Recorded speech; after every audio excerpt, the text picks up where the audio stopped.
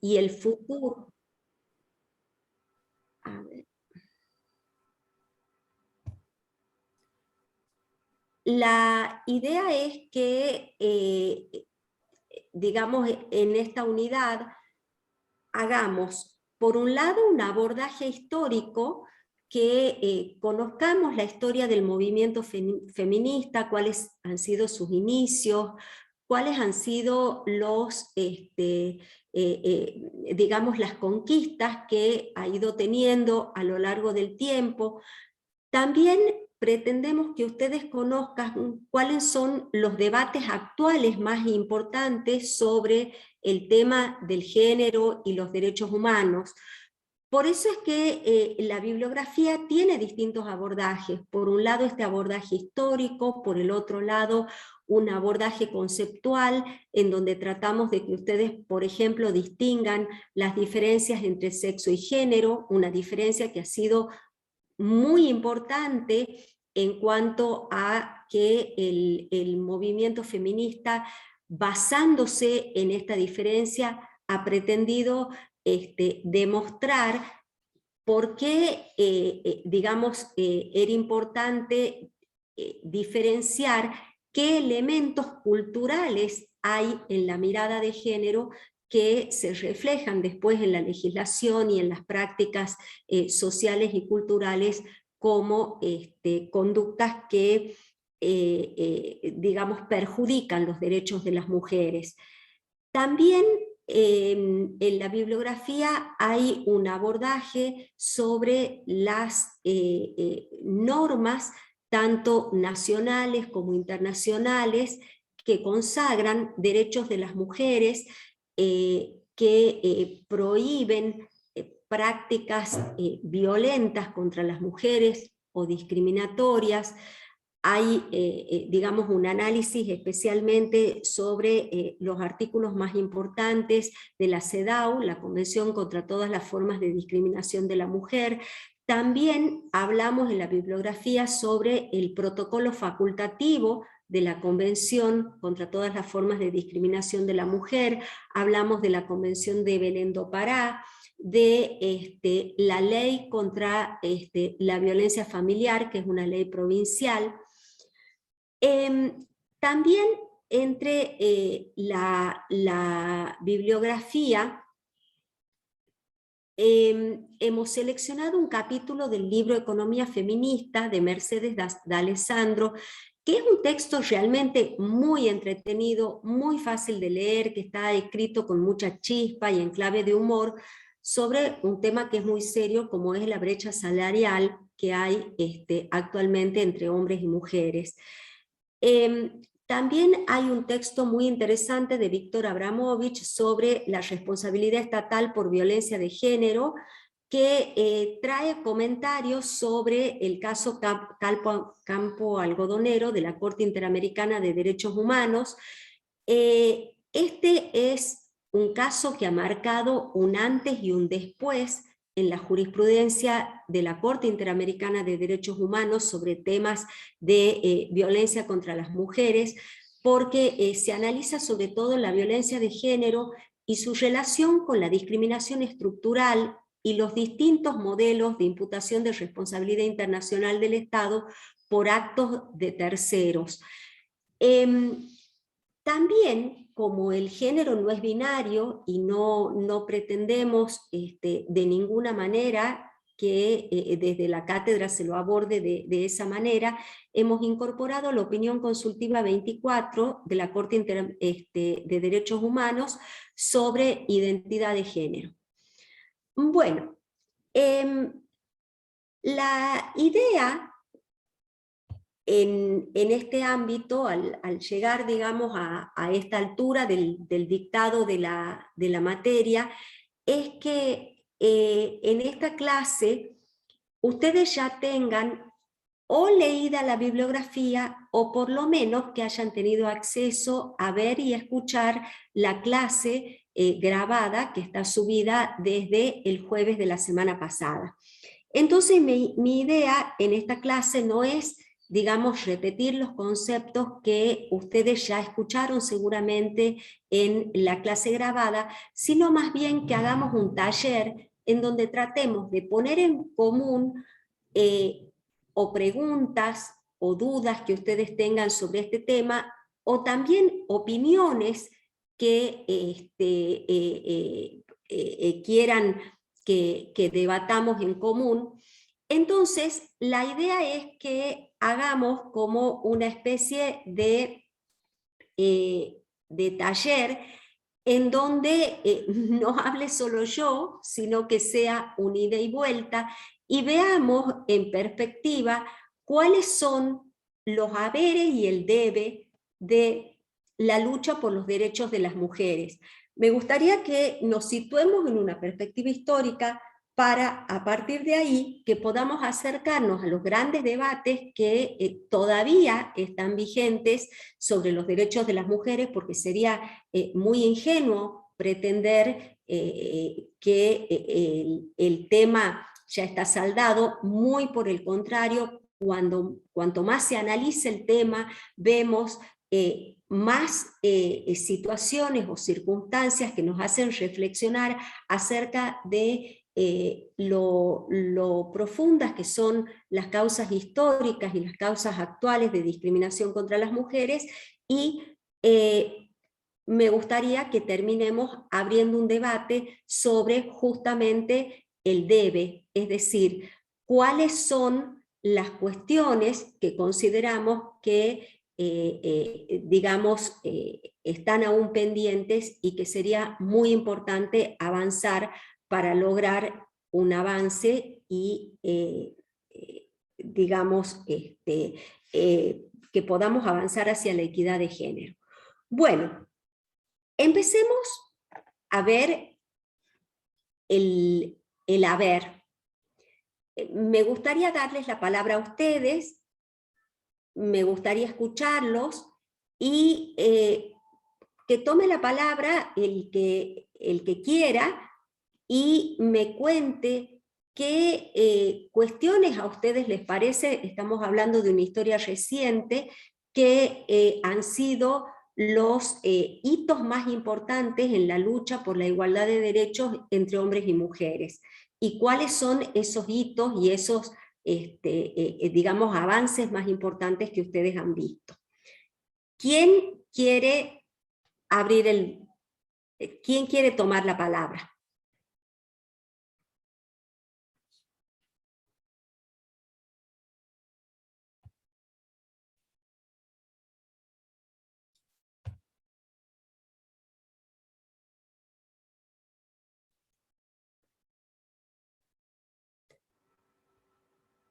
A ver, no hace falta que hayan leído digamos, la bibliografía, o tampoco que hayan visto la clase. Son cosas que son de la experiencia común. Ustedes ya son estudiantes avanzados de Derecho, seguramente ya han visto, digamos, en sus vidas, en las vidas de sus madres, de sus abuelas.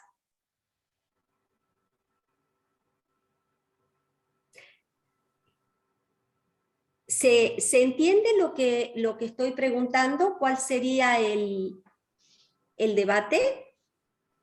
Yo creo que estamos un poco tímidos y tímidas. A ver, ahí Marcela. Hola, ¿qué tal? ¿Cómo le va, doctora? Buenas tardes. Sí, yo ayer, digamos, estuve viendo un poquito lo que sería la parte histórica del feminismo, o sea, de lo que sería el tema de la igualdad de género, y me parece muy interesante cómo comienzan con los movimientos a principios de siglo, con el movimiento del feminismo radical, y a su vez esa división que hace, que se cuestiona, ¿no?, las relaciones de poder entre los hombres y las mujeres, que hace el feminismo, y que la primera tesis lo que postula es que las mujeres siempre fueron oprimidas históricamente. Con lo cual, digamos, ese movimiento lo que busca, ¿no es cierto?, es un poco un cambio, no solo en las leyes, sino también en la sociedad, como bien lo decía la doctora en el video. Y es bueno cómo comienza, digamos, por una parte la vertiente esa liberal que muestra un lado, y por el otro lado la vertiente socialista, donde nosotros vemos que se manifiesta, digamos, de forma así, bastante, digamos, con mucha fuerza, ¿no? Y, ¿Te acordás, te y sí, acordás también me vos pareció cuál importante. era te acordás vos cuál era la principal demanda? O sea, con qué demandas comienza el movimiento feminista? Sí, yo creo que, digamos, que lo que se buscaba más que nada era esa igualdad frente al hombre, ¿no? Al masculino, digamos, en ese sentido. Lo que buscaban era equipararse las mujeres a él, digamos, en Y un principio, dentro, como pero creo que, digamos como una demanda sí. estratégica, dentro de lo que es el feminismo, digamos, de la primera ola, como una Ujú. demanda estratégica. ¿Cuál era la primera demanda? ¿Cuál era la primera demanda que tiene que ver con un acceso a la ciudadanía? ¿Mm? Claro, digamos, ellas buscaban reivindicarse un poco, o sea, buscaban el ingreso primero en el orden público, tener un poquito de, digamos, no protagonismo, sino en el sentido de participación.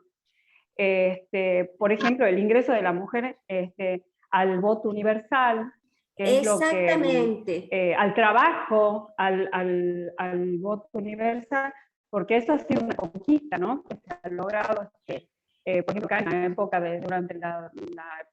durante la presidencia de Perón con Eva Duarte, se logra, digamos, que por lo menos la mujer acá en Argentina vote por primera vez y tenga acceso, digamos, en ese sentido, a lo que serían los derechos cívicos, ¿no es cierto?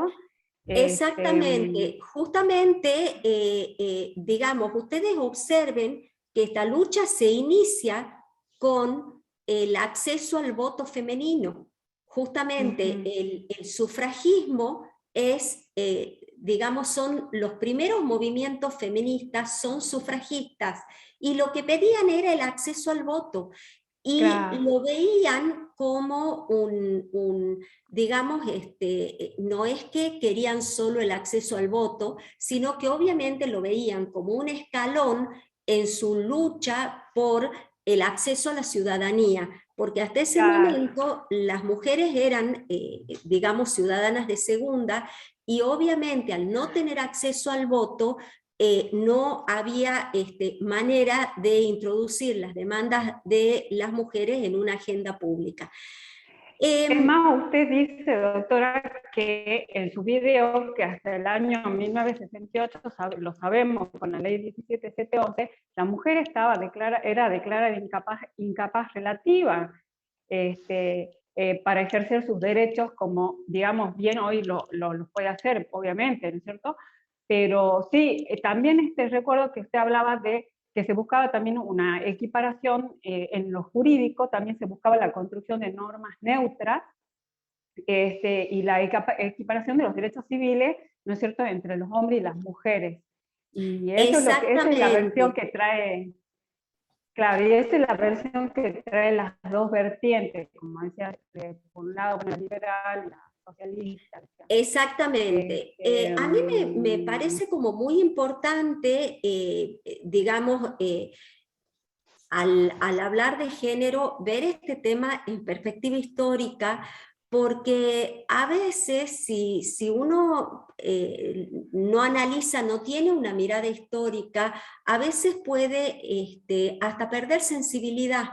Entonces es muy importante, como somos todos hijos de los acontecimientos históricos y políticos que nos toca vivir en cada época, es muy importante tener esta perspectiva y poder ver dónde empezó el movimiento feminista, cuáles eran 2 segunditos ya le doy la palabra. ¿Cuáles eran los, digamos, los propósitos o las primeras metas que se propusieron las mujeres y cómo a partir de ahí fue concatenándose una lucha en donde realmente son muchos los hitos? Entonces tenemos un primer hito que es el voto femenino, que por supuesto se fue dando en distintos momentos acá en Latinoamérica, ¿no es cierto?, después de la Segunda Guerra Mundial, y ese fue el primero de una serie de otras metas que se fueron desarrollando más adelante. Sí, había pedido usted la palabra, cuénteme. Sí, doctora. Ampliando lo que dijo la compañera muy bien, haciendo más un poquito de historia, la primera luchadora en nuestro país por el derecho de las mujeres era Alicia Moró de Justo, que no tenía mayoría en las cámaras, el socialismo siempre tenía minoría, no podía hacer que esa ley prospere. En cambio, la esposa de Juan Domingo Perón, con todo a su favor las cámaras, logró que se sancionara la ley 13.010, que empezó documentando primeramente a la mujer, porque hasta ese momento no tenían documentación para ser ciudadana. A partir de ahí fueron documentadas y le dieron lo que se llamaba la libreta cívica, un tipo como más chica que la libreta de enrole, de color verde. Recuerdo, en la acta de nacimiento, de mi nacimiento, figuraba el nombre de mi madre, pero no tenía documento. En cambio, mi esposa, ya cuando teníamos nuestros hijos, decía el nombre de ella y su número de documento, ciudadana. No solamente importaba el voto femenino, importaba que la mujer también sea una ciudadana. Y como dice la compañera, empezó ahí la igualdad de derechos cívicos y políticos.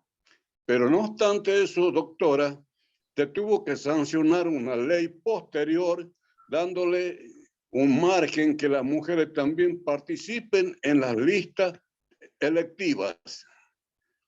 No obstante eso, pusieron el 30%. Quiere decir que entre las 3 primeras personas que integran una lista política vaya una mujer. Hizo falta esa ley. A pesar de que tenía la igualdad de derechos, no se le daba esa igualdad de derechos. Tuvieron que hacer una ley posterior que le dé medianamente un derecho. Tendría que ser 50-50. Miren qué importante lo que destaca el compañero. Destaca, por un lado, que a raíz del voto femenino fue necesario acá en la Argentina empadronar y darles documento a las mujeres, porque hasta ese momento se documentaba, digamos, tenían acceso al documento únicamente los varones. Piensen ustedes que... ¿Se acuerdan que en la unidad 1 vemos conceptos de Hannah Arendt, y cuando Hannah Arendt dice que la ciudadanía es el primer derecho porque es el derecho a tener derechos? Entonces ustedes observen cómo el hecho de que haya ciudadanas, en este caso, que no tengan ni siquiera acceso al documento, la cantidad de derechos que se violan en ese caso. Cuando hablamos del derecho a la identidad, una de las vertientes del derecho a la identidad es el derecho a acceder a la documentación. Entonces, cuando se sanciona en Argentina la ley de sufragio femenino, la ley de los derechos políticos de las mujeres, justamente lo que se hace primero es empadronarlas, y las mujeres accedían a la libreta cívica. Y cuando hablamos de esto, también es muy importante tener conciencia de que no estamos hablando de algo allá lejos en el tiempo. El compañero dice justamente que en su acta de nacimiento su mamá figuraba con el nombre, pero que no tenía todavía, digamos, el documento, el número de libreta cívica.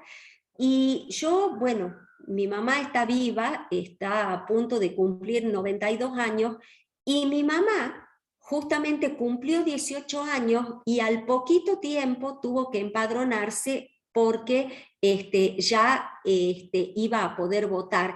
Entonces estamos hablando de derechos a los que las mujeres accedimos hace realmente muy pocos años en términos históricos. En términos históricos hablamos de épocas realmente muy recientes y esto es importante destacar para que uno tenga una perspectiva y una conciencia desde dónde se viene, a dónde queremos ir y por qué. ¿Qué significa no tener determinados derechos? Y cómo a veces el que determinados derechos estén consagrados legalmente no es suficiente cuando venimos de toda una historia diferente. Como bien marcó el compañero, a pesar de que las mujeres ya votaban varios años, no años, sino décadas después, porque es después del advenimiento de la democracia, recién en la década de los 90, que comienzan a sancionarse en Argentina las leyes de cupo femenino. ¿Por qué? Porque aunque las mujeres votaban, sin embargo había un déficit de participación de las mujeres en las listas y en consecuencia un déficit de acceso a los poderes legislativos de todo el país. ¿Y por qué creen ustedes que se daba este déficit de acceso de las mujeres a los poderes legislativos de todo el país?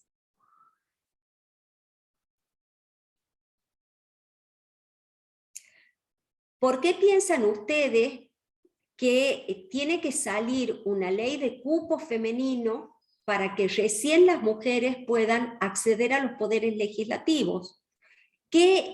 ¿Cuál era el impedimento entonces?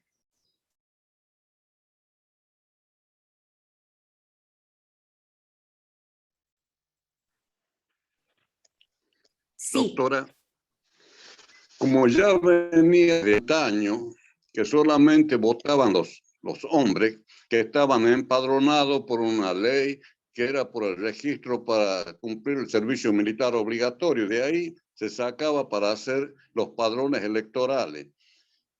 Cuando la mujer, la equiparación de los derechos con la ley que ya cité, la 13.010, aún seguían los hombres teniendo la supremacía de decir que solamente ellos pareciera que eran inteligentes y pueden integrar esa lista. Y se dio en la historia un cachetazo, disculpe la frase, que llegaron a ser presidentes mujeres. Pero esos son hechos medio aislados, porque todavía seguimos restringiendo y cuando ponemos en esa ley de cupo, dentro de las 3 primeras personas debe ir una mujer, la ponemos tercera muchas veces, con el objeto de que lleguen los hombres. A ver, justamente la idea de la perspectiva histórica es ver cómo la importancia de estas leyes de acceso a la ciudadanía y cómo incluso habiendo una ley de acceso a la ciudadanía, porque a partir de la ley de acceso a los derechos políticos de la mujer, civiles y políticos de la mujer, ya a partir de ahí las mujeres podían elegir y ser elegidas, no solo votar, sino también integrar las listas. Sin embargo, pasaron como 3 décadas y seguía habiendo un déficit enorme de participación política activa de las mujeres en las listas y en consecuencia en los poderes legislativos. Esto es porque cuando se trata, digamos, en las representaciones y en los estereotipos femeninos y masculinos de las culturas patriarcales, se continúa asociando a la mujer con las actividades, podríamos decir, de la vida doméstica, de la vida familiar, y asociando al hombre con las actividades de la cosa pública, las actividades de la afuera, el mundo del trabajo, el mundo de la política. Sigue habiendo también muchos comportamientos patriarcales en cuanto a cuáles son las representaciones acerca de cómo tiene que ser un líder, qué características tiene que tener, y es por eso que uno de los artículos tal vez más importantes de la CEDAW, el artículo 5, habla de la obligación que asumen los estados al ratificar ese tratado de modificar los patrones socioculturales y de conducta justamente para evitar estas, digamos, estos esquemas, podríamos decir, preconcebidos de que las mujeres solo o primordialmente digamos, pueden desempeñarse correctamente en el ámbito privado y los hombres en el ámbito público. Este tipo de representaciones son las que frecuentemente impiden que las mujeres no solo lleguen a posiciones preeminentes en listas de los poderes legislativos, sino también, por ejemplo, que lleguen a cargos importantes en las empresas privadas, digamos, en los poderes ejecutivos, o a los cargos máximos en el Poder Judicial. Si ustedes analizan quiénes son los jefes de Estado de las diferentes provincias, la composición de los ministerios del Poder Ejecutivo de las distintas provincias, o digamos los cargos de CEOs de las distintas empresas, van a ver que todavía hay un componente masculino muy fuerte que hoy nada tiene que ver con, por ejemplo, la capacitación, porque si bien es cierto que tal vez hace 30 años las mujeres tenían un déficit de capacitación porque, por ejemplo, las mujeres accedían menos a la escuela primaria, menos a la escuela secundaria, mucho menos a la educación universitaria. Sin embargo, eso hoy no es así. En nuestro país, hace rato ya que incluso las mujeres somos mayoría en las inscripciones en los ingresos y en los egresos universitarios, y sin embargo, miren qué potente puede ser un estereotipo que todavía sigue vigente la brecha salarial y la brecha de acceso a determinados cargos, no solo públicos, sino también cargos privados. Bueno, como para tratar, digamos, de cerrar el tema de los haberes, porque bueno, por ahí uno empieza hablando de los haberes y termina invariablemente hablando del debe, porque bueno, el tema está conectado. En el haber, ¿cuáles son los jalones que a ustedes les parece importantes? Hemos marcado digamos, el voto femenino, hemos marcado también las leyes de cupo femenino. ¿Qué otras normas les parece a ustedes que han sido muy importantes en cuanto al reconocimiento de derechos para las mujeres? El acceso al trabajo de las mujeres. Ajá. Después de la Segunda Guerra Mundial, como los varones estaban en guerra, le permitieron el acceso al trabajo a las mujeres. O sea, a partir de ahí, ¿no es cierto?, hubo un acceso masivo de las mujeres a ocupar esos puestos de trabajo. Y a partir de ahí, digamos, década tras década, digamos, las mujeres han ido accediendo más a los trabajos. Pero yo estoy hablando de normas jurídicas. ¿Qué otra norma jurídica se acuerdan ustedes en la Argentina que ha sido importante?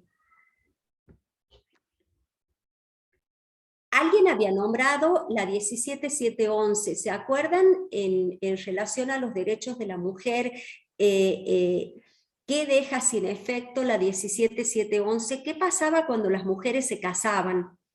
Por Claro, la ejemplo, mujer tenía una incapacidad relativa, digamos. exactamente, Por ejemplo, la mujer para realizar determinados actos jurídicos siempre lo tenía que hacer con la autorización del esposo, digamos, de su exactamente. cónyuge, ¿no? O para hacer una sociedad, para crear alguna sociedad, siempre tenía que tener la autorización, digamos, del marido. Es más, bueno, sí, yo recuerdo así vagamente el civil, pero muchas cosas, digamos, importantes se logran con esa ley 17711, que antes le estaba vedado a la mujer. O Y sea, bueno, básicamente todo de lo que hecho tenía hoy que tiene ver, capacidad plena. básicamente todo lo que tenía que ver con el manejo de bienes, ¿no es cierto? O sea, ustedes piensen, una mujer podía Claro, ser claro. mayor de edad, que en ese momento la mayoría de edad se accedía a los 21 años, podía ser mayor de edad, y si resulta que a los 22 o a los 23 años se casaba, pasaba de ser capaz a ser una incapaz de hechos relativa. ¿Por qué?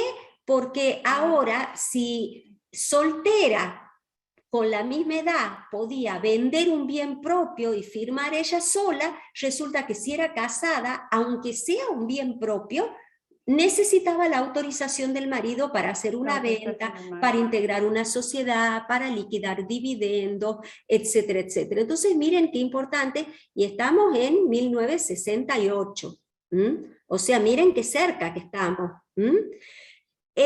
Ahora hay otra andanada de normas importantes que se dan después del acceso a la democracia en el 83. En 1984, ¿qué normas se sanciona? Que es muy importante y que tiene que ver también con derechos civiles de las mujeres. ¿Qué pasaba con las mujeres madres hasta 1984? ¿Quién tenía la patria potestad? Los padres. Y ahí se sanciona la ley de patria potestad compartida. Que ahora Exactamente. La patria potestad la tenían solo los padres. Y a veces mujeres que estaban separadas del marido, o que a veces no sabían ni dónde estaba el marido, porque marido, digo, el padre de los hijos, porque a veces hijos que los estaba criando solo la mamá, por ejemplo, y bueno, ellas no tenían la patria potestad de sus hijos. Miren qué importante, y estamos hablando de 1984, o sea, de algo realmente muy cercano, muy cercano. En el año 2015, y estamos hablando de algo también extraordinariamente cercano, se modifica el Código Civil y se sanciona el nuevo Código Civil y Comercial de la Nación, y ahí hay una infinidad de normas que quedaban en el viejo Código Civil, como por ejemplo normas que establecían que digamos, cuando había duda acerca de un bien, si era de un bien ganancial, si era de administración de la esposa o del esposo, digamos, se consideraba que era de administración del esposo. O sea, una norma muy discriminatoria y que sin embargo seguía, o sea, uno seguía, como era un código que había tenido reformas parciales, todavía quedaban una innumerable cantidad de normas, como esta, por ejemplo, de la administración del marido, que seguía diciendo, cuando haya dudas de quién va a ser la administración, y bueno, supongamos que la administración va a ser del marido, que eso nos habla de cuál era el espíritu que atravesaba el viejo Código Civil. En cambio, obviamente el espíritu que atraviesa el nuevo Código Civil y Comercial es muy distinto.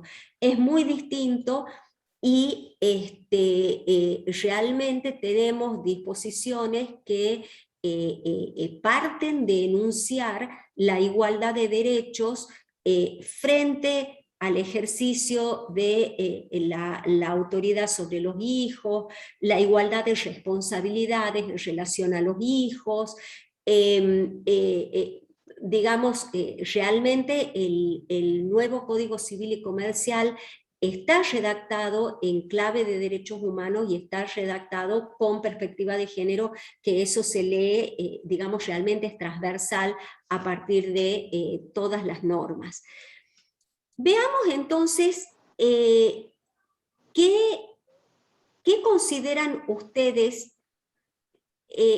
¿Consideran que hay alguna otra norma que ha sido muy importante para las mujeres que se haya sancionado acá en la Argentina, aparte de estas de las que estamos hablando?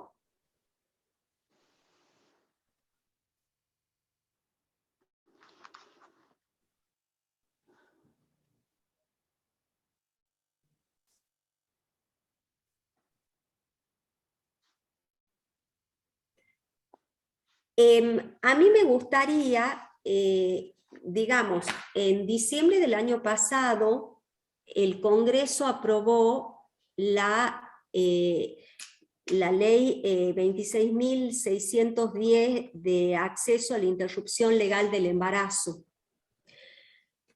Me gustaría, antes de eso, digamos, hubo toda una evolución del derecho argentino en cuanto a la mirada de las normas del derecho argentino sobre la interrupción legal del embarazo. Hoy, esta ley tiene por objeto regular el acceso a la interrupción voluntaria del embarazo, no solo a eso, sino también a la atención post-aborto. Y es una ley que está redactada muy en clave de género porque habla especialmente no solo de las mujeres, sino también de otras personas con otras identidades de género, pero con capacidad de gestar. Esto es muy importante para visibilizar, para no hacer una lectura binaria. Esta ley es particularmente importante para las mujeres porque tiene que ver con, digamos, la disposición que tengan las mujeres sobre el propio cuerpo. Significa el acceso a, un poco haciendo un punteo, yo quería utilizar esta clase para hablar de esta ley, porque en la grabación que ustedes tienen es del año pasado, y ahí he analizado el fallo FAL, que el fallo FAL es un adelanto en cuanto a que reglamenta cómo iba a ser el acceso al aborto en la Argentina, pero el acceso en cuanto a aquellos abortos que estaban legalmente permitidos, y sin embargo, a pesar de estar, legalmente permitidos, las mujeres tenían dificultades para acceder, como por ejemplo en casos de violación, porque había prácticas médicas o prácticas desde el Estado que impedían el acceso. Esto era algo que había provocado que el Estado argentino tenga ya llamadas de atención a nivel internacional, desde, por ejemplo, el organismo monitor de la CEDAW, y también desde el organismo monitor de la Convención de los Derechos del Niño, porque en muchos supuestos en donde niñas, adolescentes o mujeres adultas habían sido víctimas de violación, sin embargo, desde digamos, el sistema de salud argentino, sobre todo desde el sistema público de salud argentino, cuando las mujeres, ya lo escucho, cuando las mujeres iban a solicitar una interrupción legal, en este caso que estaba permitido por el Código Penal, porque expresamente el Código Penal establecía que no era punible, sin embargo, había numerosas barreras de acceso a ese derecho. Sí. Lo escucho. Bien, doctora, yo estaba por hacer ese agregado, y aparte, en el Código Civil y Comercial, creo que el artículo 19, si no me acuerdo mal, dice que empieza la vida desde la concepción, y eso no se ha reformado y se sancionó la ley de interrupción voluntaria. Y además también... ¿Ustedes creen que es una contradicción? ¿Por qué creen que sería una contradicción el decir que la vida empieza con la concepción y el acceso al aborto legal? Bueno, yo no sé definirlo o decir que es una contradicción, pero hay un artículo que habría que ya reformarlo para que no tenga esa contraposición. Porque si dice que empieza desde la concepción, también puede decir que desde ese momento no es persona todavía porque no está registrada como una persona, pero ya es un ser vivo. A ver, justamente yo les hago la pregunta porque particularmente creo que no hay una contradicción.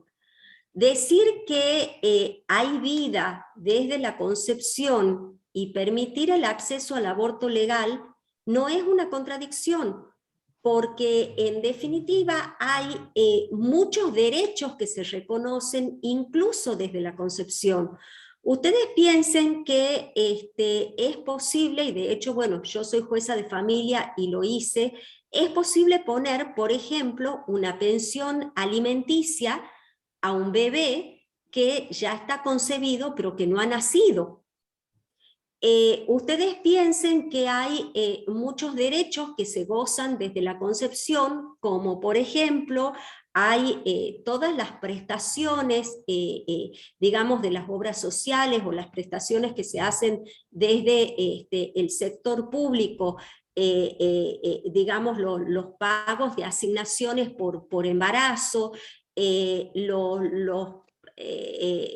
digamos, la protección que tiene, digamos, en la salud pública la mujer embarazada.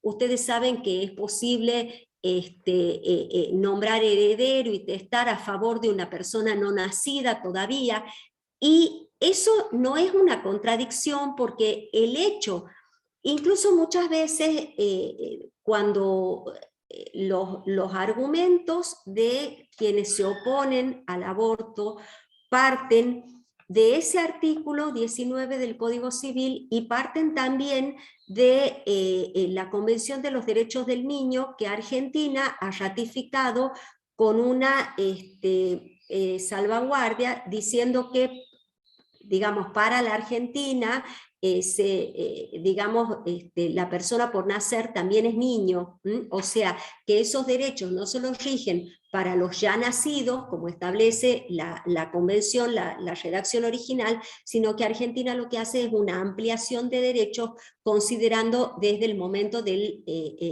inicio de la gestación.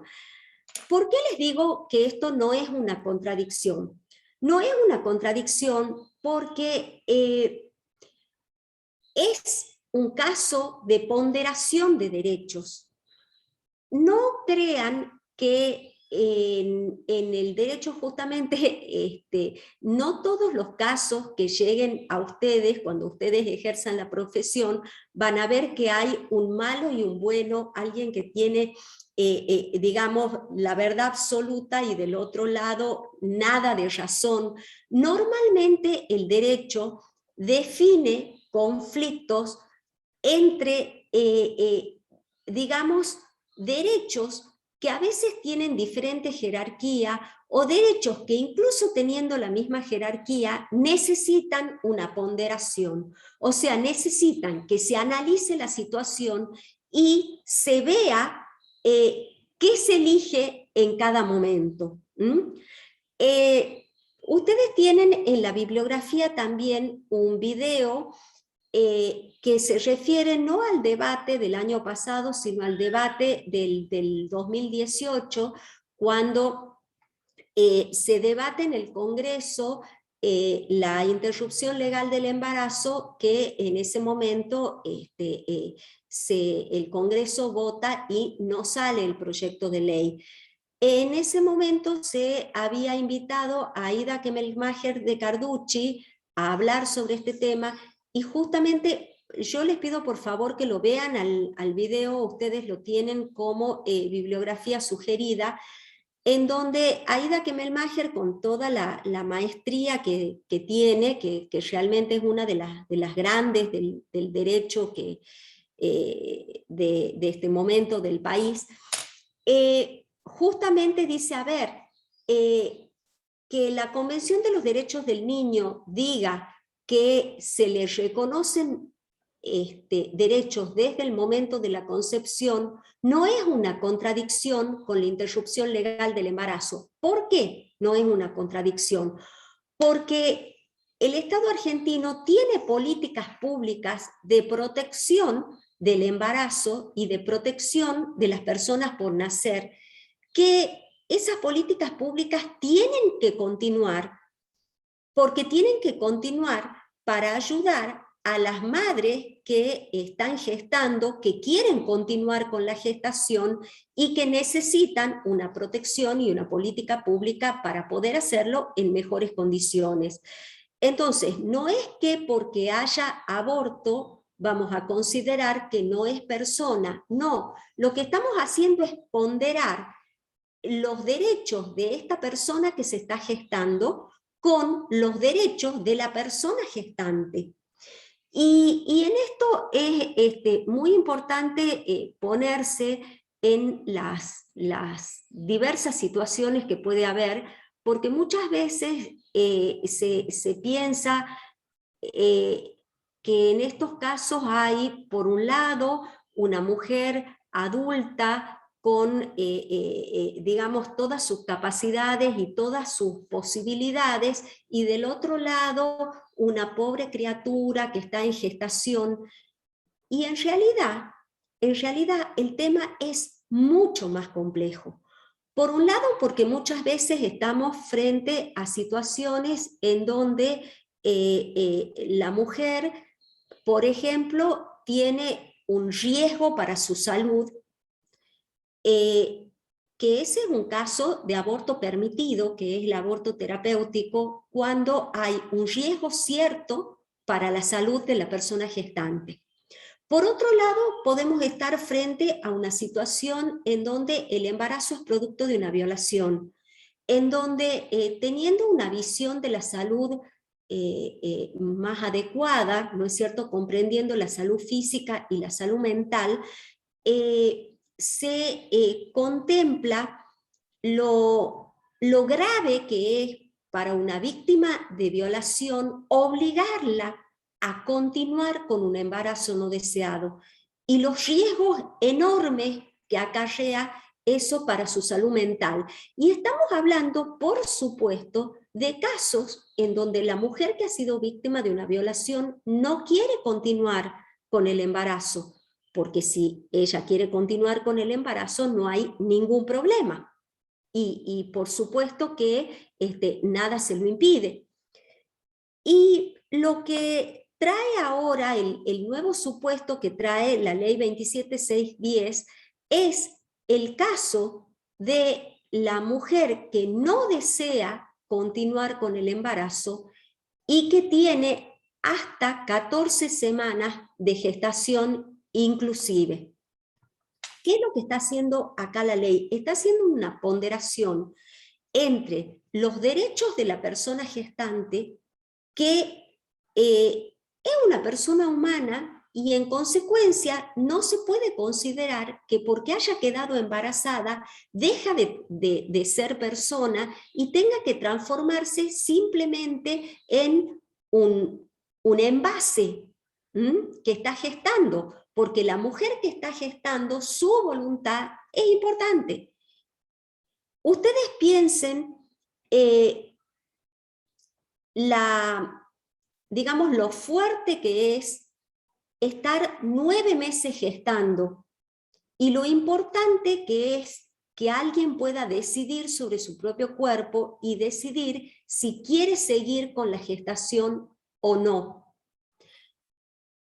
¿Y dónde está la ponderación? La ponderación está justamente entre decir, bueno, hasta las 14 semanas le vamos a dar prioridad a la persona gestante en cuanto a tomar la decisión sobre su propio cuerpo, si continúa o no con la gestación. Después de las 14 semanas, si ya no tomó la decisión hasta las 14 semanas, le vamos a dar prioridad a la persona que se está gestando en cuanto a que, digamos, haya la obligación de continuar. Esto, por supuesto, es un plazo que se puso, es un plazo que lo pone la ley, y lo pone la ley justamente para balancear los derechos de uno y otro. Por eso ustedes observen que es una ley que de ninguna manera intenta avasallar derechos, sino que solo intenta mediar entre derechos que ya estaban en colisión. Lo que pasa es que estamos en un momento histórico, digamos, estamos saliendo de un momento histórico en donde de toda una historia de no escuchar a las mujeres y de considerar que la palabra de la mujer no tiene importancia, los deseos, los proyectos, a un nuevo momento en donde realmente los deseos, los proyectos y la palabra de la mujer es escuchada. Entonces, por eso es que esta ley, yo considero que es también un jalón muy importante en cuanto a los derechos de la mujer. De ninguna manera impide que quien desea continuar con la gestación pueda continuar con la gestación.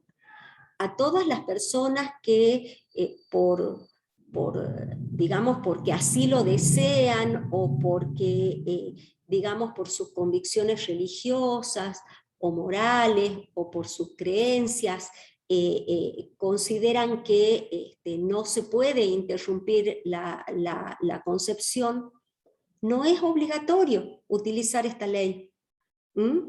Esta ley es para aquellas mujeres que, digamos, han tenido un embarazo involuntario y desean ejercer, digamos, el derecho sobre su propio cuerpo de decidir si quieren continuar con la gestación o no.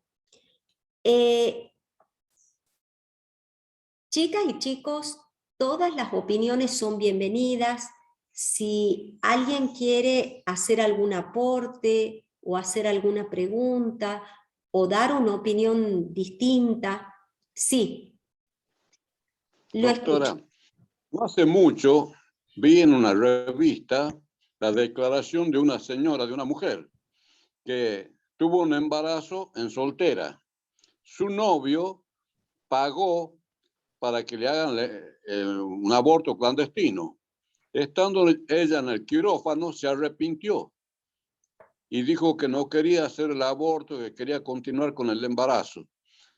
Se dio en el futuro que era un gran jugador de fútbol de River Plate, Cabenagui, que fue vendido al extranjero, y su mamá dice que tenía la casa gracias a que no lo había abortado a su hijo, y su hijo con semejantes ganancias que tenía le dio una hermosa casa. Ella decía, mi chalet donado por mi hijo que no lo quise abortar.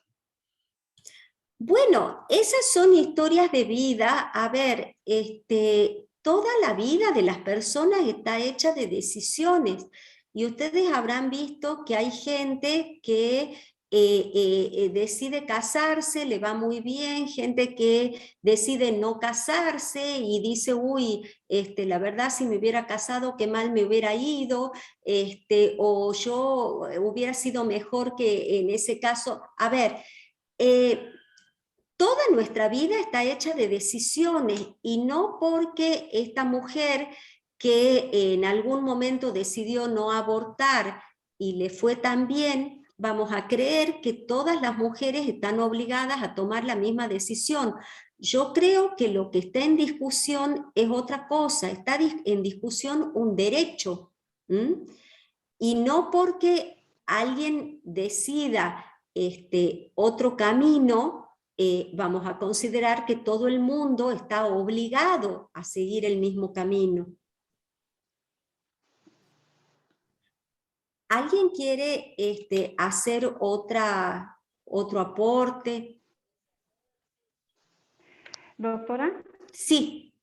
Yo tenía entendido, bueno, en un tiempo que a raíz de esta ley se discutía mucho sobre el tema embrionario, si tenía o no, digamos, identidad, o como decir, tener la entidad de ser un ser humano, digamos, desde el mismo comienzo, desde que se forma, digamos, el embrión. Y bueno, esas también eran por ahí mis dudas. Y sí, yo escuchándola bien ahora, llego a comprender. Es cierto que no tiene, digamos, no hay objeción en cuanto a los casos que usted menciona sobre el derecho a abortar cuando se tratan de violaciones de menores de edad, o violaciones de personas que son discapacitadas. Eso está, como usted dice, está también, ya lo protegía el Código Penal, y ya tenía, digamos, un marco legal eso, ¿no? Sí, mi duda era, por ejemplo, de que esta ley, por ejemplo, se prestara para que, a ver, una persona, por un solo capricho de que, bueno, tuvo una aventura y digamos, decide después, cuando sabe que está embarazada, dice, bueno, está bien, lo voy a abortar. Digamos, eso es lo que me causa un poco a mí, me hace un poco de ruido ahí, digamos. A ver, la cosa yo interpreto que va por este lado.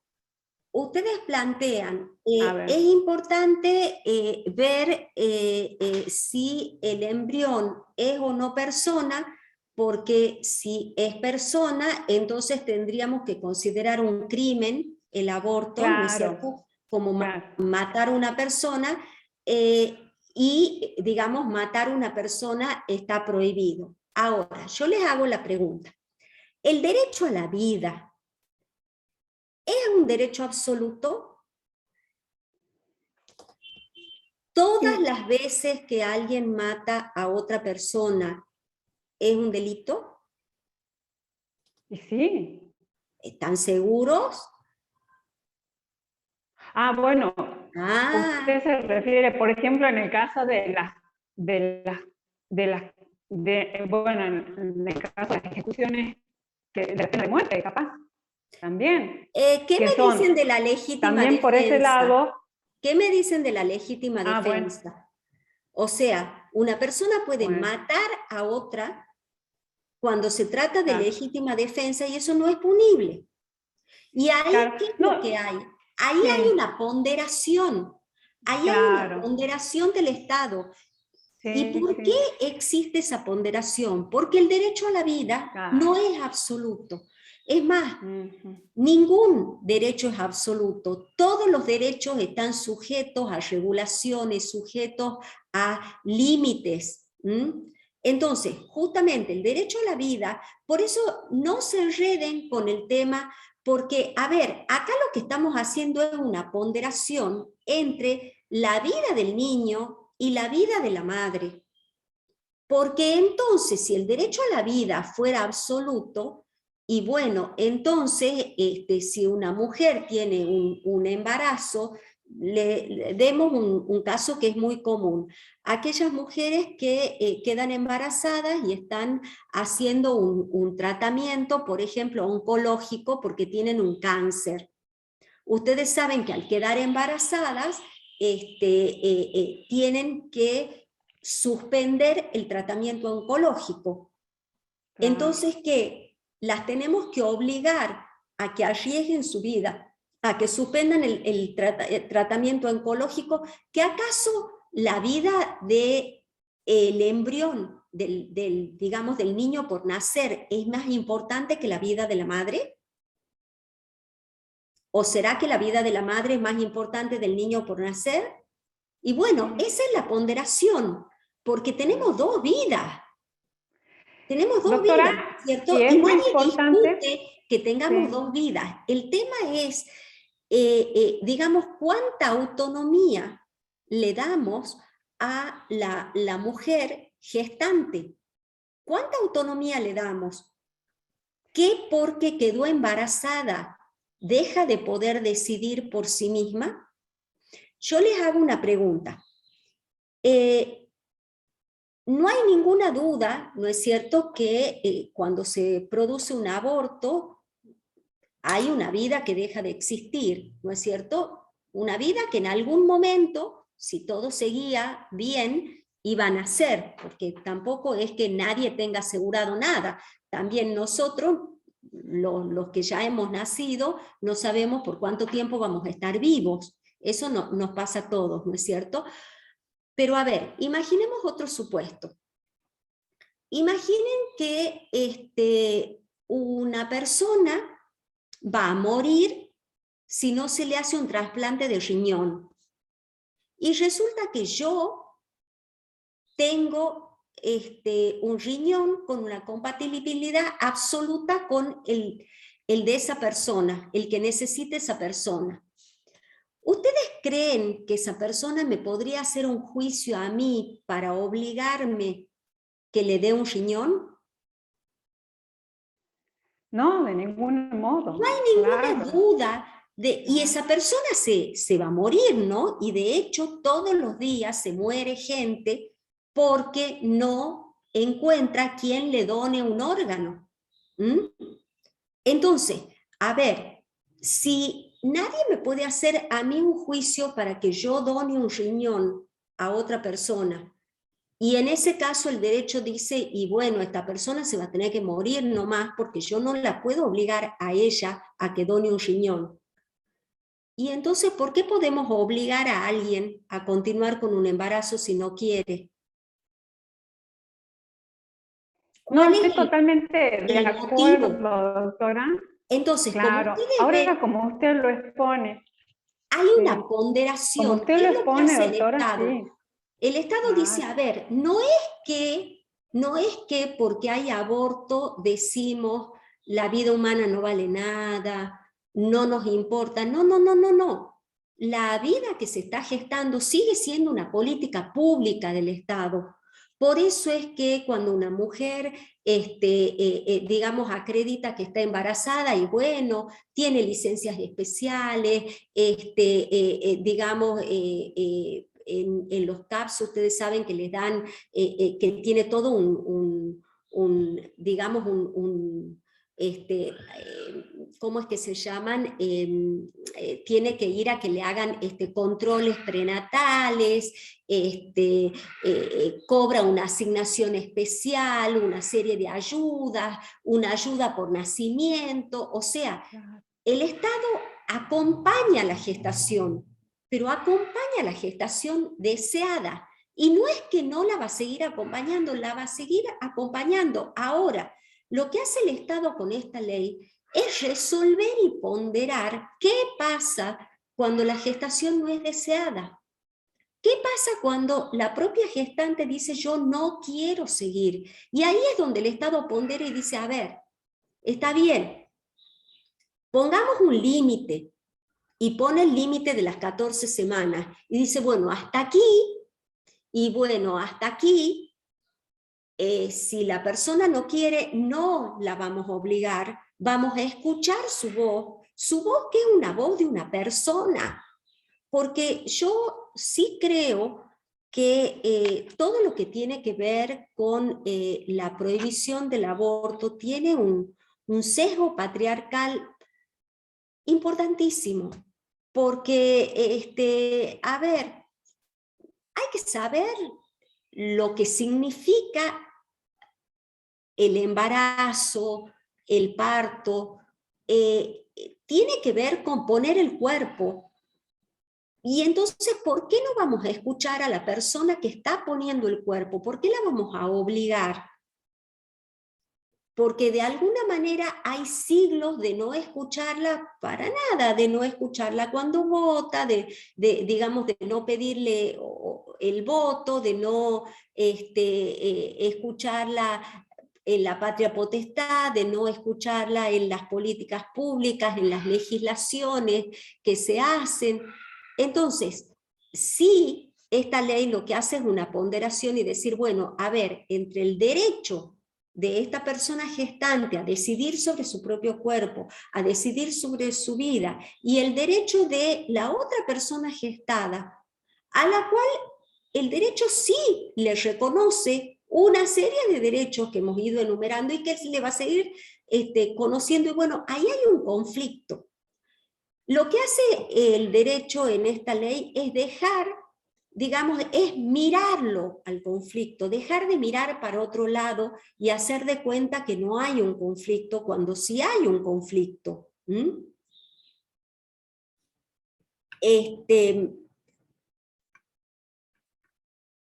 No sé si alguien quiere o agregar algo o hacer una pregunta. Buenas tardes, profe. Sí, buenas tardes.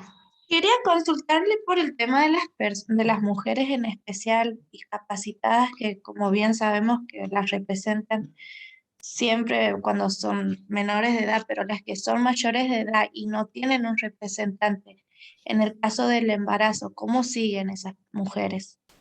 Bueno, ustedes saben que tanto en la legislación de la minoría de edad como en todo lo que se refiere a la capacidad, el nuevo código tiene visiones muy distintas al código anterior. En el caso de las personas menores de edad, hay una mirada que tiene que ver con las capacidades progresivas. El código reconoce capacidades progresivas. El código anterior tenía como una mirada binaria, menor-mayor. Menor, ningún derecho, incapacidad; mayor, todos los derechos, capacidad. Esta mirada sobre los niños, niñas y adolescentes, sobre las capacidades progresivas, lo que implica es no mirar, digamos, solo o únicamente lo que no sabe, lo que no puede, lo que no entiende, sino es tratar de enfocar la mirada en lo que sí sabe, en lo que sí puede, en lo que sí entiende, en las diferentes etapas de la vida. O sea, no meter en la misma bolsa un nene de 1 año y un adolescente de 17, sino irse enfocando en que en este periodo que va desde, digamos, el nacimiento hasta los 18 años, hay, digamos, es un periodo de la vida con capacidades realmente muy diferentes. Entonces, por un lado hay como una mirada que a los padres, al juez, a la sociedad entera pide una mirada que deje de centrarse exclusivamente o solo en lo que no puede o no sabe, y que se centre en cada etapa en lo que sí puede. ¿Para qué? Para recoger esa voluntad. Y esa voluntad se tiene en cuenta en muchos momentos. O sea, se tiene en cuenta al momento de legislar, y básicamente al momento de legislar lo que se hace es marcar etapas.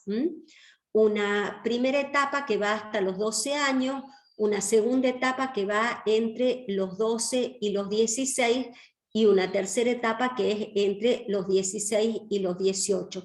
Estas 3 etapas, digamos, lo que, digamos, en cuestiones médicas son muy importantes, porque un menor de 18 se considera que, un menor de 12 se considera que no tiene, digamos, capacidad suficiente para opinar o dar su consentimiento en prácticas médicas. Ahora, entre los 12 y los 16 se considera que sí tiene que dar un consentimiento, pero un consentimiento que es acompañado, o sea, no es que no importe lo que diga el adolescente entre 12 y 16, sí importa, pero tiene que ser un consentimiento acompañado con el padre, la madre, el que está en ejercicio de la patria potestad o de la autoridad parental, o el tutor o la persona que esté a cargo de su cuidado. Y esto ya lo vamos a ver más específicamente cuando veamos niñas, niños y adolescentes, y en ese periodo sí puede acceder, digamos, a prácticas médicas que tengan que ver con el cuidado de su salud y que no sean invasivas. Eso es lo que dice el código. ¿Qué significa? Que si entre los 12 y los 16, por ejemplo, va a solicitar que se lo vacune, algo que tiene que ver con el cuidado de su salud, o tiene un dolor de muelas y va al CAPS a pedir que le curen una carie, eso, digamos, ya se considera que sí tiene, digamos, capacidad suficiente para esas prácticas que no son invasivas, porque el invasivo tiene que ver más que nada con el cuidado de la salud, invasivas y conectado con el cuidado de la salud. O sea, el invasivo no lo veamos a un nivel así, invasivo es tomar una aspirina, invasivo es una inyección, no. Invasivo sería, por ejemplo, una operación. Para decidir una operación, solo el menor de 16 no puede, se necesita digamos, la concurrencia de las personas que están ejerciendo el cuidado parental. Ahora, mayor de 16, nos dice el código que el que ya cumplió 16 años,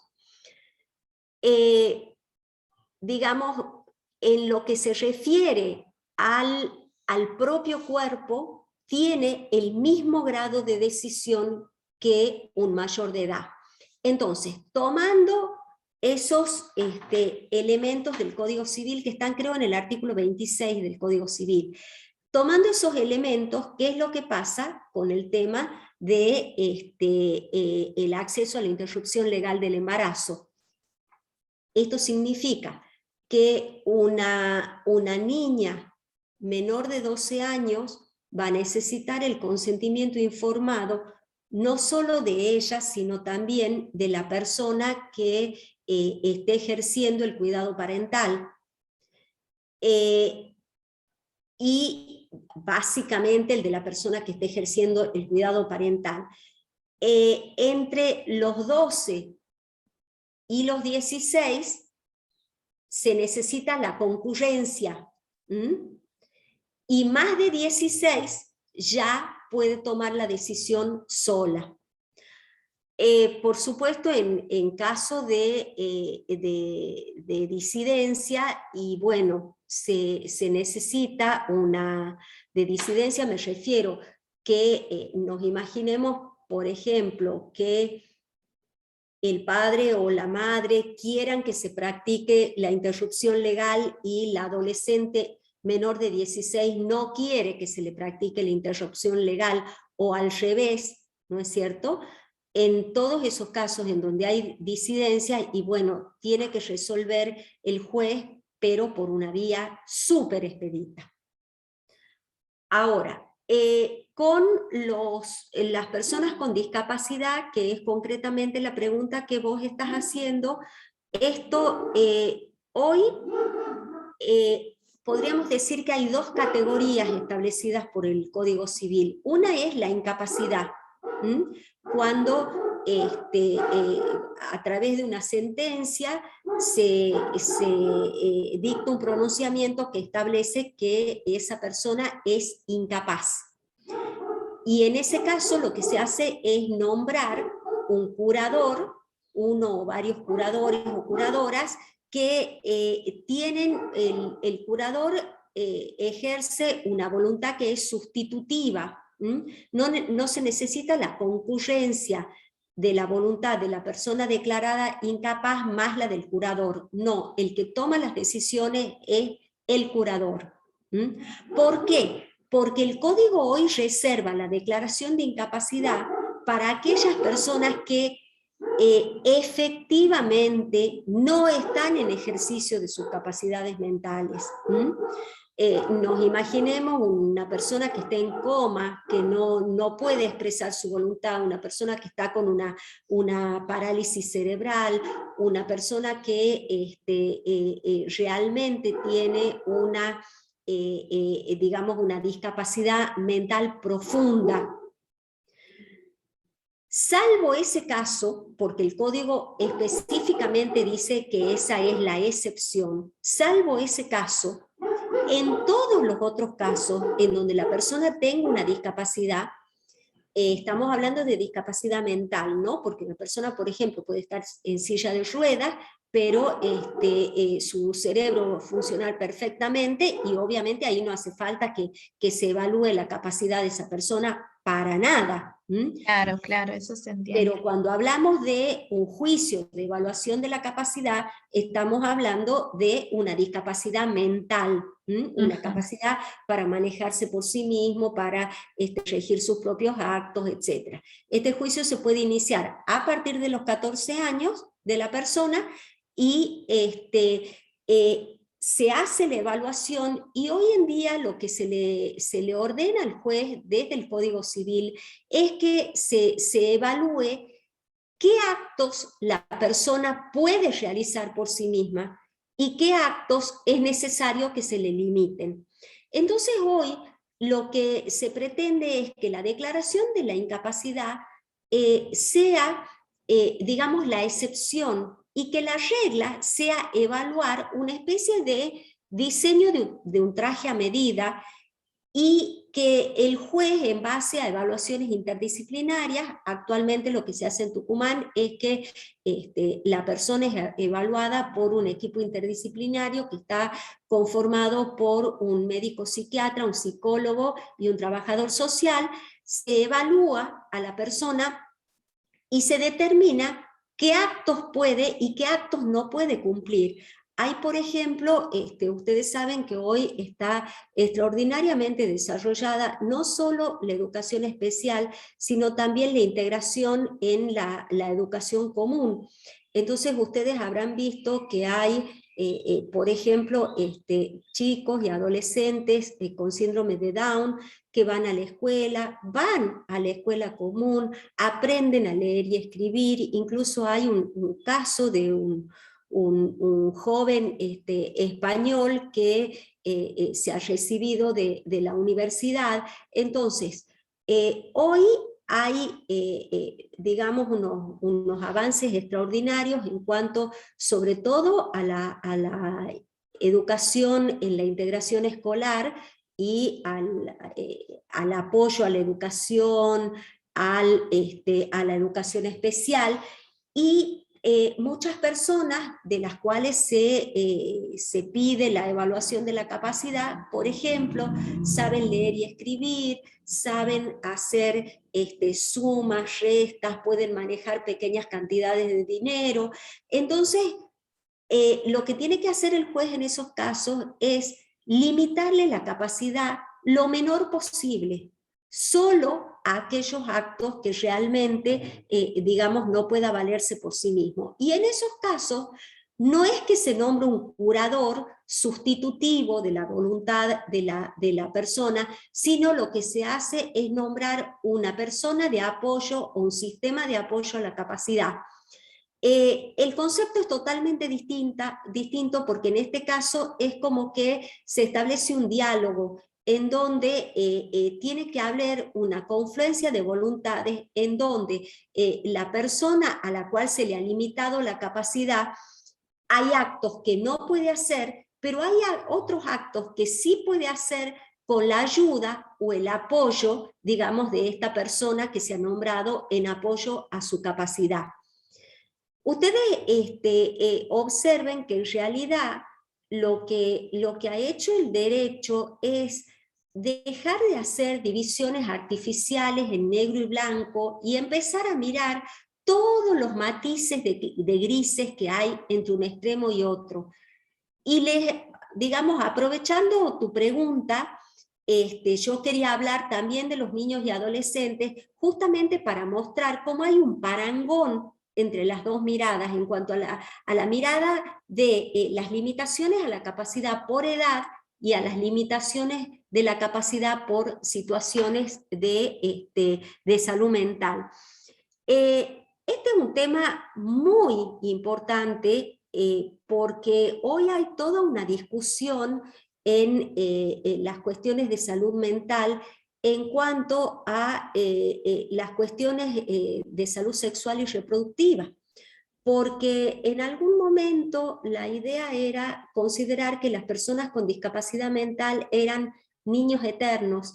Entonces, como niños eternos se consideraba que no tenían por qué, digamos que cualquier relación sexual que tengan, aunque sea consentida, se consideraba que era una situación de violación.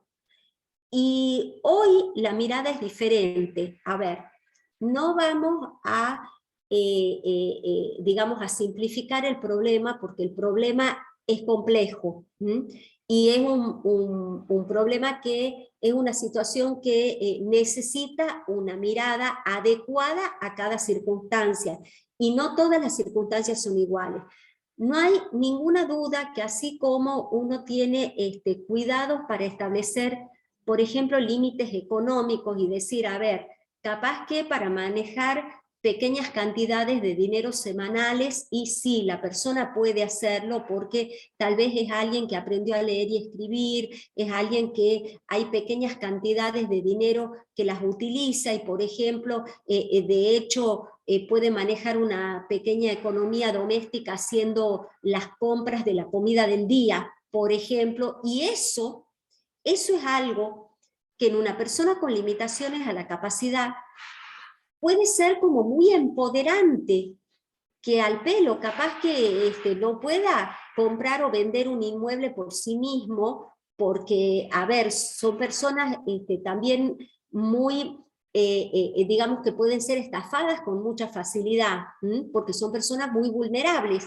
pero el hecho de que puedan las pequeñas cantidades que sí pueden manejarlas o que sí entienden, las puedan administrar de manera autónoma, eso produce un empoderamiento y un avance en su calidad de vida que realmente es muy importante. Por eso es tan importante determinar hasta dónde, y uno siempre está como caminando por el filo de una navaja, porque bueno, si limita de más a la persona, la está privando de ejercer derechos, si limita de menos, la está entregando tal vez a una persona vulnerable, la está entregando a que pueda ser estafada o a que pueda ser abusada por otra persona. Y el tema que yo les decía, que hoy hay una discusión muy importante en cuanto a que desde la psicología, el trabajo social y las familias que tienen personas con discapacidad, se evalúa que, digamos, hay un derecho a, digamos, muchas veces las personas con discapacidad se enamoran, y se enamoran genuinamente, y quieren formar una pareja, y quieren tener hijos, y tienen apoyo familiar, porque tal vez no lo pueden hacer solos, pero tal vez con apoyo familiar pueden hacerlo. Y realmente yo creo que hay que pensar dos veces antes de limitar derechos. No es un tema fácil, no es un tema fácil para nada. Yo en el juzgado he tenido toda clase de situaciones en donde, por ejemplo, me han pedido medidas de protección de persona y prohibiciones de acercamiento, y cuando uno va a ver cómo es la situación, resulta que son situaciones en donde la otra persona no es que sea un peligro, sino que la familia no está de acuerdo con esa relación, en contra de la voluntad de la propia persona que sí quiere tener una relación. O sea, son situaciones complejas. Y en estos casos, para contestarte más específicamente la pregunta, la propia ley 27610 establece que en estos casos hay que tener en cuenta justamente eso. Si estamos en el caso de una situación de incapacidad, en donde hay una sentencia que determinó la incapacidad y el nombramiento de un curador, bueno, en ese caso el que toma la decisión es el curador. Y si estamos en una situación en donde la persona tiene un apoyo a la capacidad, bueno, es una decisión consensuada entre el equipo de apoyo y la persona con capacidad restringida. Y por supuesto, en los casos en donde haya controversia, bueno, habrá que pedir, digamos, una decisión judicial, pero siempre por una vía ultra expedita. Bien, muchas gracias, doctor. Se entendió perfecto. ¿Alguien quiere hacer otro aporte? ¿Alguna otra pregunta? Si no, podemos avanzar en algunas cosas que, que dice la ley. La ley, por ejemplo, establece que esto es muy importante, que la interrupción legal del embarazo se tiene, digamos, en los casos que está permitida por la ley, se tiene que hacer en un plazo máximo de 10 días corridos desde el requerimiento. Después tiene una serie de artículos que se refieren a obligaciones del personal que tiene el personal de salud en la atención tanto del aborto legal como de la situación del posaborto, como por ejemplo establece la obligación de dar un trato digno, respetando las convicciones personales y morales de la paciente, sobre todo tratando de erradicar prácticas de violencia ejercidas contra las mujeres y las personas con otras identidades de género, pero con capacidades de gestar. Miren qué importante que es esto, porque en la ley cada vez que se refiere no habla solo de mujeres, habla de mujeres y de personas con otras identidades de género, con capacidad de gestar, como para, digamos, mencionar que el universo es más amplio, no son solo mujeres las que pueden requerir estas prácticas. También la ley habla de la obligación del personal de la salud y las personas que estén vinculadas al personal de la salud de guardar la privacidad, la confidencialidad. También proteger a las, digamos, personas que estén en este trance de la injerencia de terceros. Esto me recuerda al triste caso Lucía, que es un caso del año pasado, del anteaño pasado, del anteaño pasado, del 2019, que es un caso de acá de Tucumán, de una niña, era una niña de 11 años, que estaba embarazada producto de la violación de su abuelastro, y bueno, y el sistema de salud tucumano le impidió durante más de un mes acceder a un aborto que estaba garantizado estaba permitido por digamos, la legislación vigente en ese momento. Ella y su mamá, las dos estaban de acuerdo con hacer la interrupción del embarazo, y sin embargo en el sistema público se negaron durante más de un mes a hacer la práctica. En este caso estábamos hablando de las injerencias de terceros porque lo que pasaba es que, bueno, a Lucía la visitaba toda clase de personas sin la autorización de su mamá, desde sacerdotes digamos, a médicos, enfermeras, etcétera, solo para intentar hacerla cambiar de parecer, lo cual digamos, no deja de ser cuando digamos, las opiniones no son requeridas o pedidas, son situaciones violentas. La ley también establece que cuando, digamos, se trata de una víctima de violación, basta una declaración jurada de que, en la que manifieste que ha sido víctima de violación. Esto ya lo había dicho la Corte en el fallo FAL, porque el sistema de salud, una de las digamos, de las prácticas que tenía es que cuando la mujer iba digamos, solicitaba la interrupción legal del embarazo aduciendo de que había sufrido una violación, les exigía que hagan la denuncia penal, cuando en realidad la violación es un delito dependiente de instancia privada, lo cual significa que la víctima puede hacer o no la denuncia, puede hacerla si quiere y si no quiere, no hacerla, no obstante se le exigía que la haga, y una vez que él la había hecho, se exigía que haya una sentencia,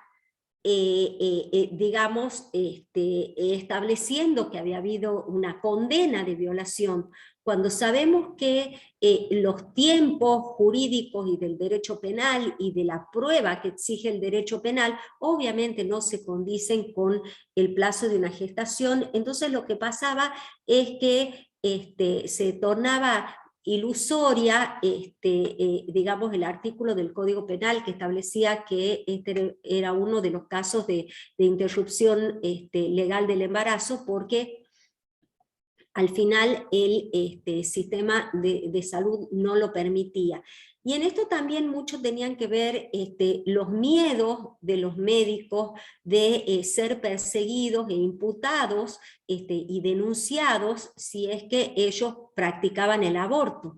Y esto se vio también en el caso Lucía, porque digamos, los médicos que finalmente hicieron la interrupción del embarazo, yo creo que hasta el día de hoy, la otra vez, no estoy segura de lo que les estoy diciendo, pero hace muy poco, no estoy segura porque me llegó por las redes sociales, y la verdad que yo soy muy desconfiada de lo que me llega por las redes sociales, porque muchas veces son noticias viejas o cosas que no están chequeadas por nadie. Yo les prometo que esto lo voy a chequear, pero creo que hasta el día de hoy no tiene todavía el sobreseguimiento la médica que fue denunciada por una fiscal.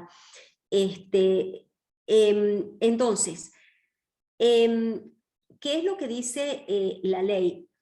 En primer lugar, que cuando se trata de una persona mayor de edad se necesita una declaración jurada manifestando que ha sido víctima de una violación. No hace falta que se inicie digamos, un juicio o que se haga la denuncia. Y cuando se trate de una menor de edad víctima de violación, la ley dice expresamente, porque en estos casos, al ser menor de edad, cualquiera persona que tenga conocimiento de un delito de este tipo, del cual sea víctima un menor de edad, hay una obligación de denunciar. Lo que dice la ley es que, digamos, que el curso de la denuncia penal no debe obstruir el acceso a la interrupción legal del embarazo.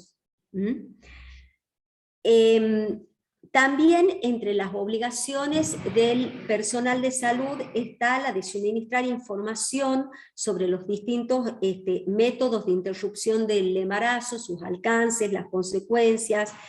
hay también un derecho de la mujer gestante a no recibir información inadecuada, y en esto la ley también establece que la atención médica que tiene que recibir tiene que ser una atención de calidad, y por esto se refiere una atención según estándares de calidad nacionales e internacionales, que tengan que ver con la competencia técnica, con información científica actualizada. También la ley garantiza la atención integral a la salud durante todo el proceso, y por atención integral a la salud nos referimos no solo a la salud física, sino también a la salud mental.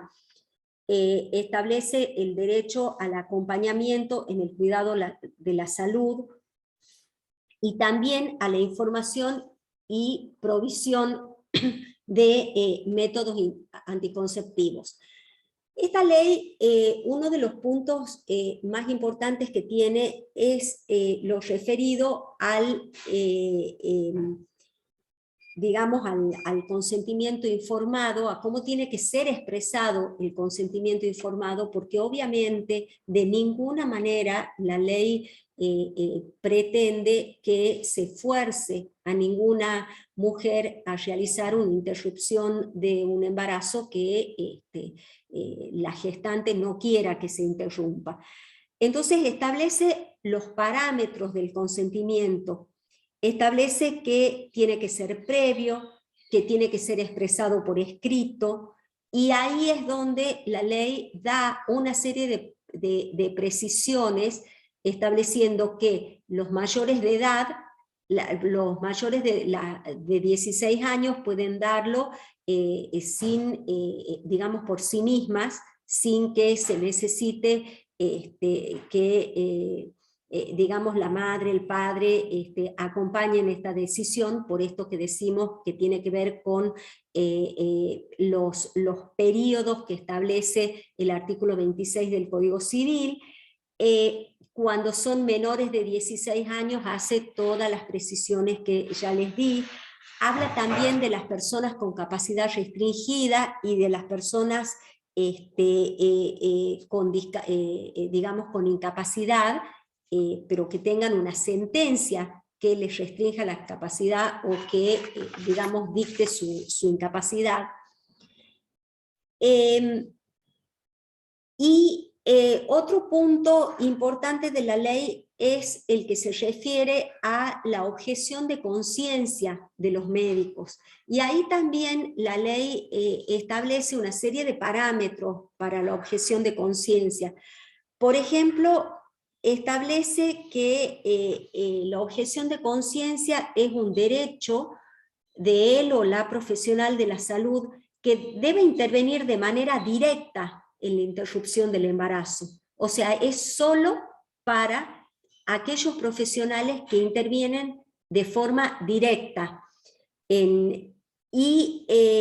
También establece que quien, digamos, se ampare en la objeción de conciencia, la tiene que mantener a la misma decisión en todos los ámbitos en los que se desempeñe.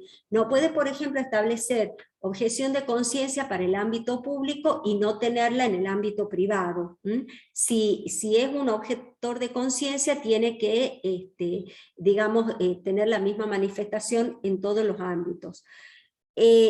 También que, digamos, tiene que derivarse, digamos, tiene que hacerse de buena fe, en forma temporánea, sin interrupciones.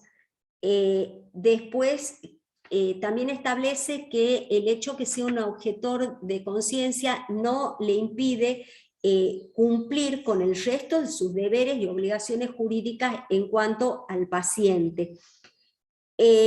Si el médico o la médica es objetora de conciencia, de todas maneras no puede negarse a la realización de la interrupción legal del embarazo en caso de que esté en peligro inminente, en riesgo, la salud de la mujer. O sea, si la salud de la mujer digamos, corre un riesgo inminente, bueno, no puede ampararse en la objeción de conciencia para no hacer una intervención, que es el caso de digamos, del aborto terapéutico, que el aborto terapéutico está, digamos, permitido en nuestra legislación desde, digamos, 1948, o sea, desde que está permitido también el aborto por, digamos, cuando la mujer sea víctima de una violación. También quien realizó objeción de conciencia, no, digamos, la objeción de conciencia no es óbice para que pueda negarse a hacer una atención post-aborto. O sea, si accede al hospital una mujer que se ha realizado ya un aborto, bueno, la atención del post-aborto, digamos, es obligatoria para el médico, aunque sea objetor de conciencia. También establece la ley que los establecimientos de salud no pueden ser objetores de conciencia, o sea, la objeción de conciencia es individual, es de la persona, pero no del establecimiento de salud. Y regula una serie de supuestos, como por ejemplo que aquellos establecimientos de salud que no tengan médicos o médicas que, digamos, no sean objetores de conciencia, bueno, en ese caso tienen que hacer las derivaciones de, digamos, por la vía más rápida, y es más, tienen que tener ya articuladas las vías de derivaciones, tienen que encargarse de hacer los traslados, etcétera, a aquellos lugares en los cuales la persona que solicite una interrupción legal del embarazo pueda tener acceso a esta práctica.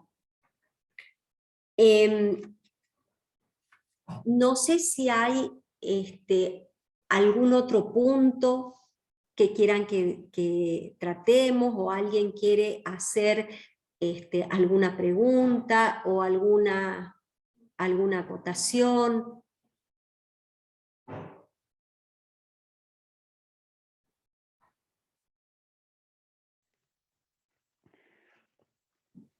Doctora, a mí me ha faltado ver todavía parte de la bolilla 8, por eso es que me hubiera gustado, por ejemplo, tratar o ver el tema del caso González y Delgado, esos fallos, pero bueno, no he tenido mucho tiempo, pero sí prometo verlos bien, así como para poder hacer o sacarme alguna duda en caso de tenerla.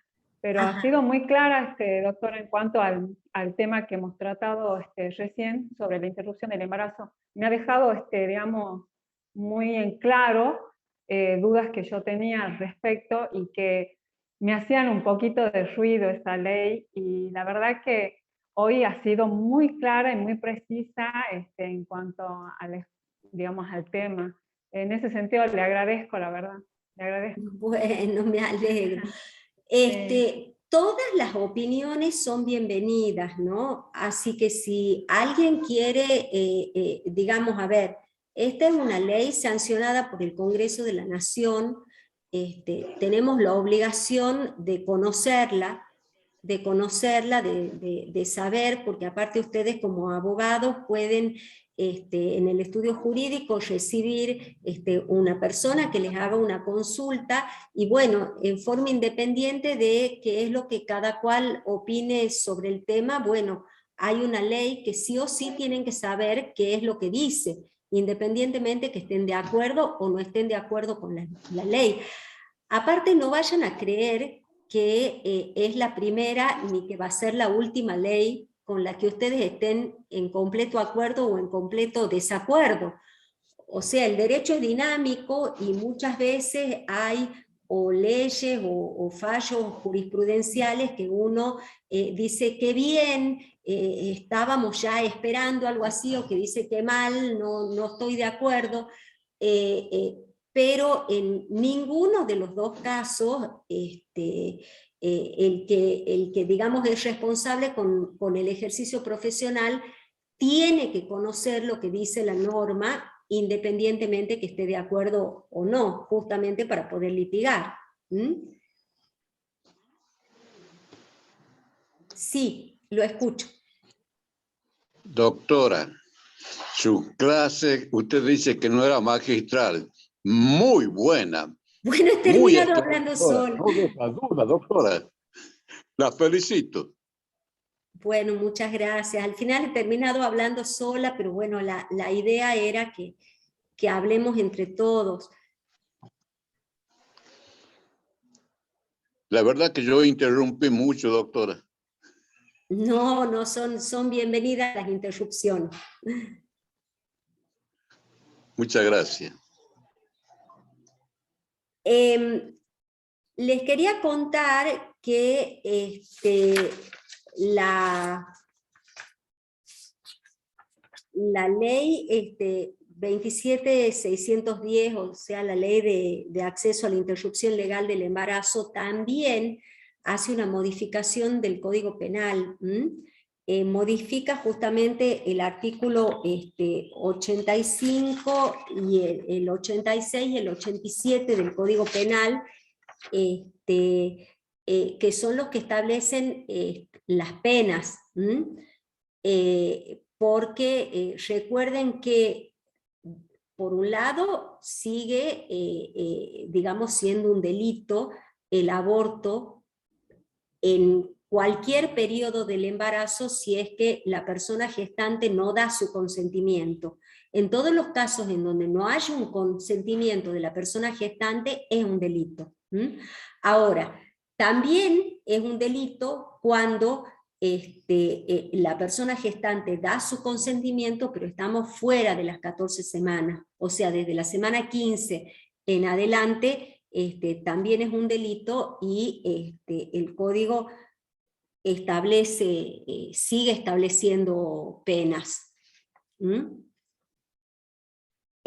que hace también el código es que, bueno, sigue contemplando, digamos que no es delito, no importa la cantidad de semanas de gestación cuando el embarazo es producto de una violación.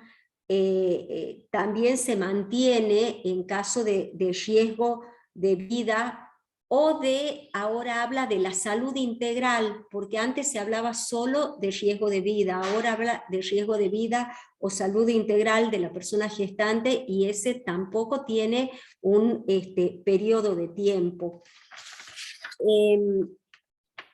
También establece, por ejemplo, que la tentativa de aborto de la persona gestante digamos, fuera de los plazos en que el aborto es legal, no es punible.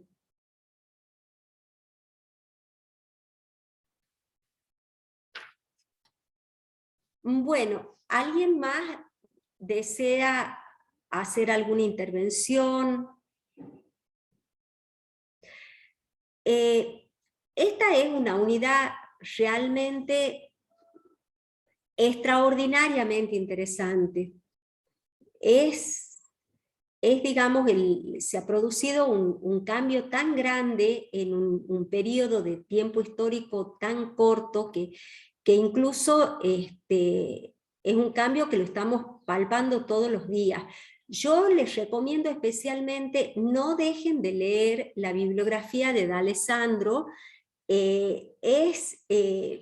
La verdad que me encanta la forma de escribir que tiene, con mucha chispa, siempre en clave de humor, una cosa realmente muy interesante, y sobre un tema que es absolutamente serio, como es la brecha salarial, la brecha salarial, que es algo de todos los días, ¿no? que la padecemos, las mujeres la seguimos padeciendo. O sea, salvo las mujeres que trabajamos en el ámbito público, en el ámbito privado, la brecha salarial sigue estando presente, y esta, digamos, representación de esto que les decía, de lo que es un líder, de quién es una persona capaz de acceder a un cargo más alto o a un cargo que implique tomar decisiones. Bueno, en el imaginario general, cuando hablamos de líder, de persona con capacidad de decisión, y bueno, muchos siguen pensando únicamente en un hombre. Y esto tiene efectos muy fuertes en la sociedad. Bueno, yo creo que estamos ya al borde del tiempo. Yo me quisiera ir despidiendo ya. De todas maneras vamos a tener otra clase. Este jueves nos vamos a ver de vuelta para una clase sincrónica, así que por favor vayan apuntando todas las dudas que tengan, porque vamos a estar todos los profesores este jueves en la clase sincrónica antes del parcial. Va a ser la última oportunidad que van a tener de hacer preguntas antes del parcial. Bueno, nos vemos. Bueno, muchas gracias, doctora. Me voy despidiendo, un gusto. Muchas gracias, doctora.